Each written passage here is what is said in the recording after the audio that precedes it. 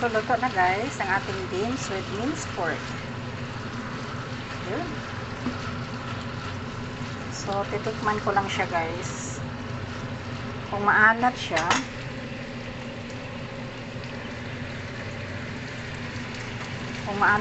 lagyan natin ng tubig.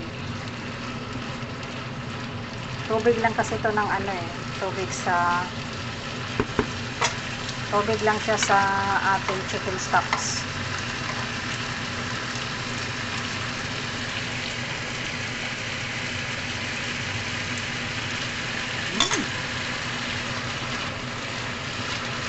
Okay na guys, luto na siya guys. Tapos lagyan na lang natin siya mamaya ng ano. That's it.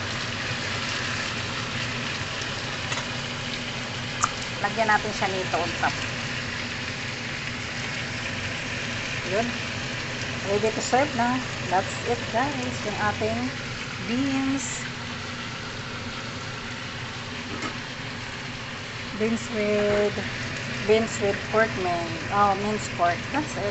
Luto na siya. So magluto ako ng baboy muna. Lagyan ko muna siya sa side.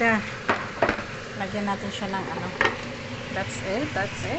Cooking pa yan. Ready to serve na siya. Ilagay na lang natin siya sa table na ganon.